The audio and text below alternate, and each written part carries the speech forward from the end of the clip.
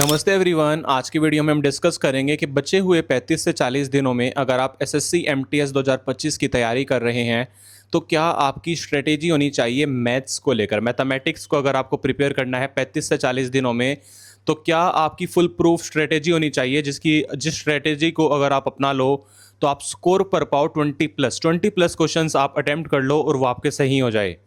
तो आज की वीडियो में फ्री रिसोर्सेज के बारे में आपको बताऊंगा, रोड मैप्स के बारे में बताऊंगा, डूज एंड डोंट्स के बारे में बताऊंगा। तो अगर आपका मैथ्स में स्कोर कम आता है तो आज की वीडियो आपके लिए गेम चेंजर हो सकती है, क्योंकि आज की वीडियो में अपनी फुल प्रूफ स्ट्रेटेजी बताऊंगा। 3 फेजेज में आपको बताऊंगा कि कैसे आप इस स्ट्रेटेजी को इंप्लीमेंट कर सकते हैं अपनी प्रिपरेशन में दौरान। तो चलिए शुरुआत करते हैं दोस्तों वीडियो की। फेज़ 1 है दोस्तों, आपको बेसिक्स पे कवर करना है। बेसिक्स में मतलब आपको बताऊं, बेसिक्स ऐसे नहीं कवर करने कि आप डायरेक्ट एनसीईआरटी उठाओ या बेसिक्स को कवर करो या यूट्यूब पे नहीं।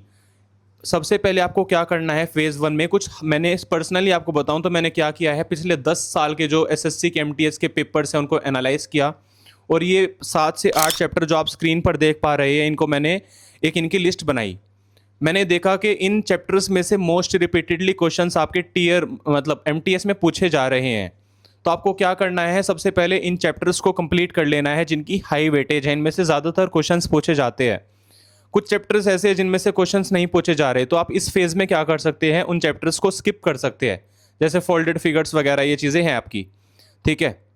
फेज़ 2 में आपको क्या करना है, फेज़ 2 में आपको क्या होनी चाहिए, अगर आप फेज़ 1 में आपने देखा कि ये हाई वेटेज चैप्टर्स है तो आपकी क्या स्ट्रेटेजी होनी चाहिए मैं आपको बताऊं। सबसे पहले आपको एक चैप्टर उठाना है, जैसे आपका नंबर सिस्टम हो गया, तो आपको क्या करना है, अपने फेवरेट यूट्यूबर्स, बहुत सारे टीचर्स हमारे यूट्यूब पे जो फ्री रिसोर्सेज अवेलेबल है, जिनके फ्री वीडियोस अवेलेबल है यूट्यूब पे, जैसे हमारे गगन प्रताप मैथ्स हो गए या आदित्य रंजन हो गए या विनय शर्मा, जो आपको पसंद। सबसे पहले आपको क्या करनी है, सबसे पहले आपको रिसर्च करनी है और देखना है कौन से टीचर का आपको बेस्ट समझ में आता है। उसके बाद आपको डिसाइड कर लिया कि हमें सर गगन प्रताप मैथ्स का हमें बिल्कुल अच्छे से समझ में आता है, तो आपको क्या करना है, जो ये हाईली आस्क्ड चैप्टर्स हैं इनके एक एक चैप्टर उठाना है और एक एक चैप्टर को अपने टीचर से समझ लेना है।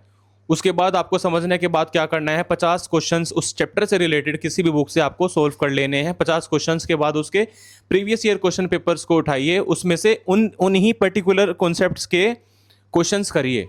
फेज 2 में आपको क्या करना है, आप स्क्रीन पर देख सकते हैं, ये मॉडरेटली आस्क्ड चैप्टर्स में से क्वेश्चंस आते हैं। तो ये चैप्टर्स में से क्वेश्चंस आ सकते हैं, मॉडरेटली आस्क्ड होते हैं।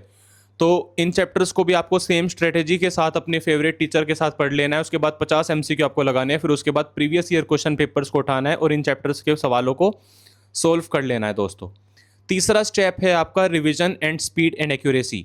तीसरे फेज में आपको क्या करना है, एक हफ्ता एग्जाम का बचा है दोस्तों, तो एक हफ्ते में आपको कोई नया टॉपिक बिल्कुल भी नहीं पढ़ना है। ये गलती मत कर देना प्यारे बच्चों, अगर कोई चीज़ नहीं सीख ली ना तो सारी पुरानी चीज़ें भी भूल जाओगे। तो आपको क्या करना है, जितने भी चैप्टर्स आपके कवर हो चुके हैं उनका रिवीजन करना है और अपनी स्पीड एंड एक्यूरेसी पे ध्यान देना है। रिवाइज कैसे कर सकते हैं कि हर दिन आप 60 से 70 सवाल, मैक्सिमम 100 सवाल मिक्सड चैप्टर्स से, सारे चैप्टर्स को मिक्स करके आप सवालों को सोल्व कर सकते हैं। इससे क्या होगी, आपकी रिवीजन हो जाएगी। ठीक है जी। स्पीड और एक्यूरेसी को बढ़ाने के लिए मैं आपको बताऊं, आपको इस फेज़ में जब 10 दिन बचे हैं, 7 से 10 दिन आपके एग्जाम को बचे हैं, तो आपको कैलकुलेशन प्रैक्टिस भी करनी है। आपको क्या करना है, पेन पेपर लेके बैठना है। 75 इंटू 22, देखो आप कितनी सेकेंड में सवाल को कर पा रहे हैं। आधे घंटा आपको ये मल्टीप्लीकेशन करनी है, 104 गुणा 12, 75 इंटू 16। तो ये ऐसी छोटी छोटी कैलकुलेशंस करिए, स्क्वायर्स याद कीजिए, क्यूब्स याद करिए। तो ये सारी चीज़ें आपकी टिप्स पर होनी चाहिए दोस्तों इस फेज़ में। ठीक है।